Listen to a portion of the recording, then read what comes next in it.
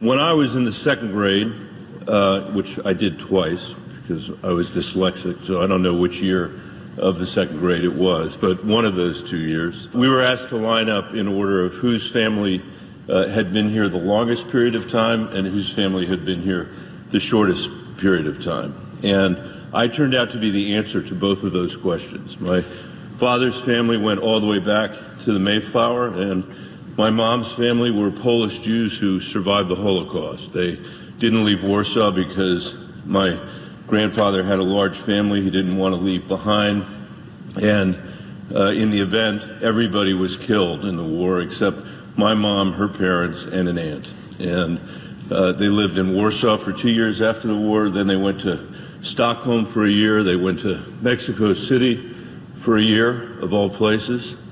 And then they came to the United States, the one place in the world they could rebuild their shattered lives. And they did rebuild their shattered lives. My mom was the only person in the family who could speak any English. She registered herself in the New York City public schools. She graduated from Hunter College High School. She went on to graduate from Wellesley College in Massachusetts in one generation.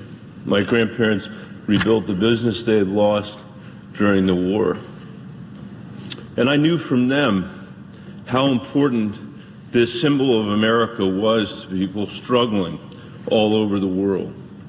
Their joy, they'd been through some of the worst events in human history, and their joy of being Americans was completely unadulterated. I've met many immigrants across this country, and I still haven't met anybody with a stronger accent than my grandparents had, and I have never met anybody who were greater patriots than they were. And they understood how important the idea of America was, not because we were perfect, exactly the opposite of that, because we were imperfect. But we lived in a free society that was able to cure its imperfections with the hard work of our citizens to make this country more democratic, more free, and more fair, a country committed to the rule of law. Nobody was above the rule of law, and nobody was treated unfairly by the law, even if you were an immigrant to this country. From my dad's example, I learned something really different. He might interest some people around here to know he was a staffer in the Senate for many years. And I actually grew up coming here on Saturday mornings, throwing paper airplanes around the hallways of the Dirksen building and the Russell building. And he worked here at a very different time in the Senate.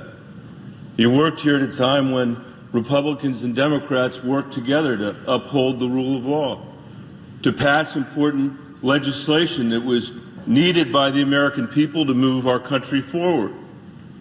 A time when Democrats and Republicans went back home and said, I didn't get everything that I wanted, to be sure, but the 65% I did get is worth the bill that we had. And here's why the other side needed 35%. Those days are completely gone in the United States Senate. And I grieve for it. My dad passed away about a year ago. And I know how disappointed he would be about where we are.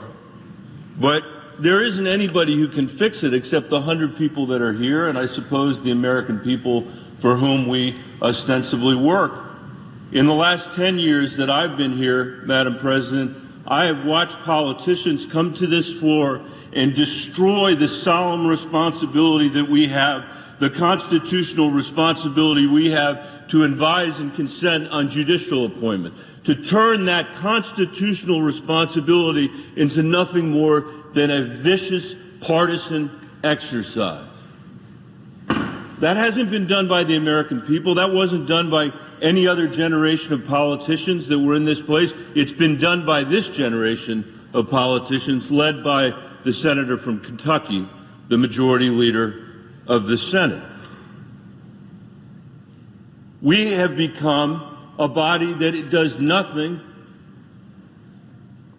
We're an employment agency. That's what we are. 75% of the votes we took last year were on appointments. We voted on 26 amendments last year. 26. 26.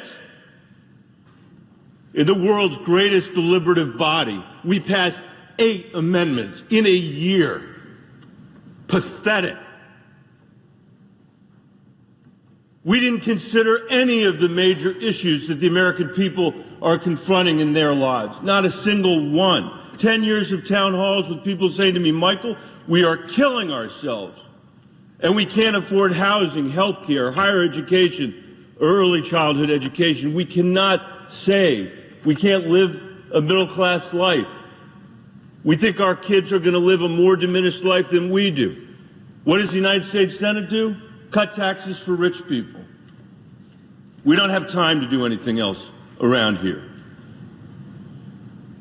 And now, when we are the only body on planet Earth charged with the responsibility of dealing with the guilt or innocence of this president, we can't even bring ourselves to have witnesses and evidence as part of a fair trial.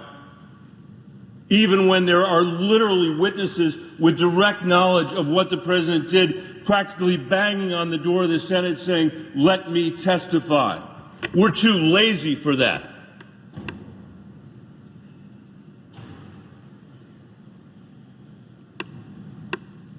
The reality is we're too broken for that. We are too broken for that.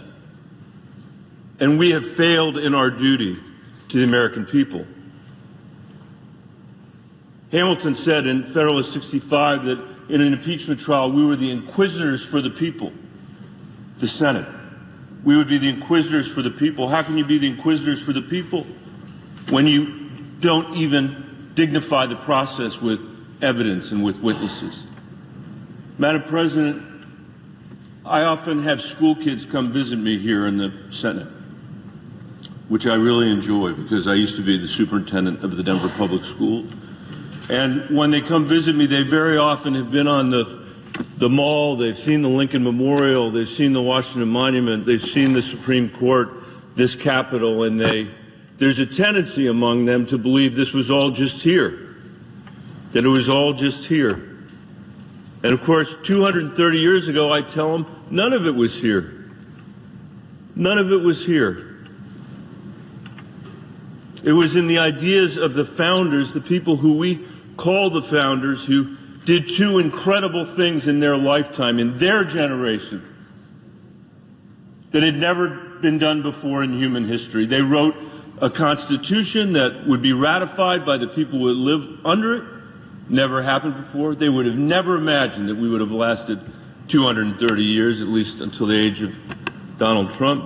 They led an armed insurrection against a colonial power. We call that the Revolutionary War. That succeeded too. They did something terrible in their generation that will last for the rest of our days, Madam President, and that is they perpetuated human slavery. The building we're standing in today was built by enslaved human beings because of the decisions that they made.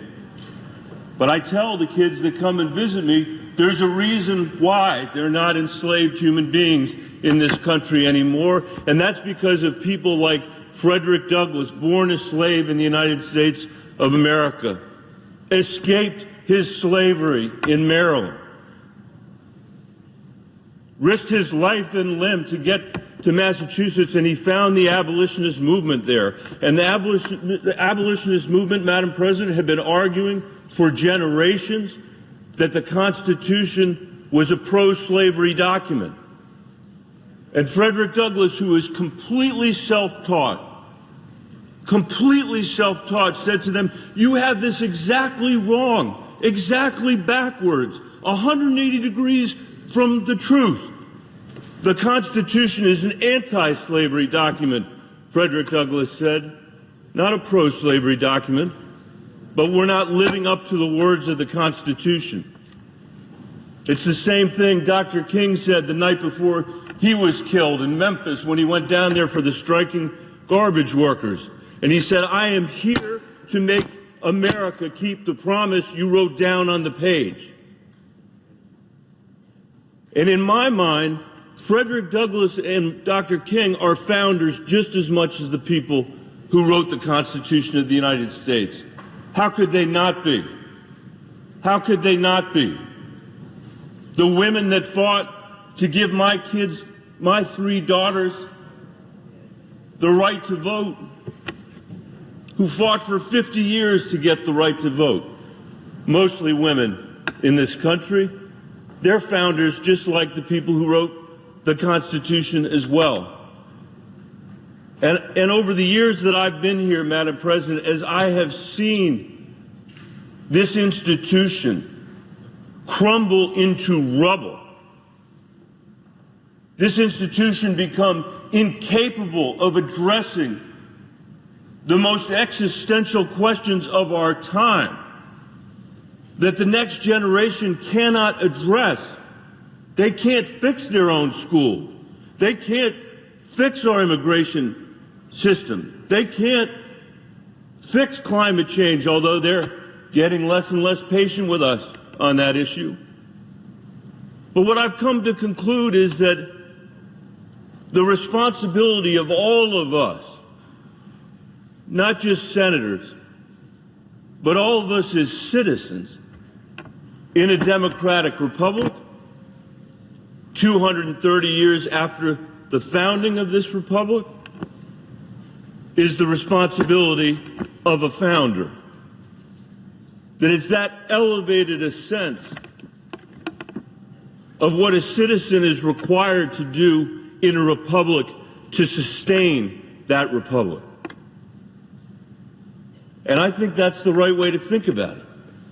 It gives you a sense of what's really at stake beyond the headlines on the cable television at night, and certainly in the social media feeds that divide us minute to minute in our political life today. And the Senate has clearly failed that standard. We have clearly failed that standard. The idea that we would turn our back, close our eyes to evidence pounding on the outside of the doors of this Capitol is pitiful. It is disgraceful. And it will be a stain on this body for all time. More than 50% of the people in this place have said that what the President did was wrong. It clearly was wrong. It clearly was unconstitutional. It clearly was impeachable. What president would run for office saying to the American people, I'm going to try to extort a foreign power for my own electoral interest to interfere in our elections? It is exactly the kind of conduct that the impeachment clause was written for. It is a textbook case of why the impeachment clause exists. But even if you don't agree with me that he should have been convicted or that he should be convicted, I don't know how anybody in this body goes home and faces their constituents and say, we wouldn't even look at the evidence. And so I say to the American people, our democracy is very much at risk. I'm not one of those people who believes that Donald Trump is the source of all of our problems. I think he's made matters much worse, to be sure. But he is a symptom of our problem. He is a symptom of our failure to tend to the democracy, to our responsibility as founders. And if we don't begin to take that responsibility as seriously as our parents and grandparents did, people who face much longer, much bigger challenges than we ever did. Nobody's asking us, thank God, to end human slavery. Nobody's asking us to fight for 50 years for the self-evident proposition that women should have the right to vote. We're not marching in Selma, being beaten for the self-evident prospect that all people are created equal. Nobody's asking us to climb the cliffs of Dover, to fight for freedom in a war that had never touched our shores.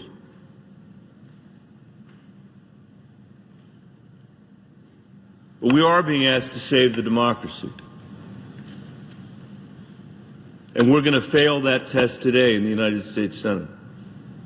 And my prayer for our country, Madam President, is that the American people won't fail that test. And I'm optimistic that we won't. We have never failed it before, and I don't think we'll fail it in our time. Madam President, I yield the floor.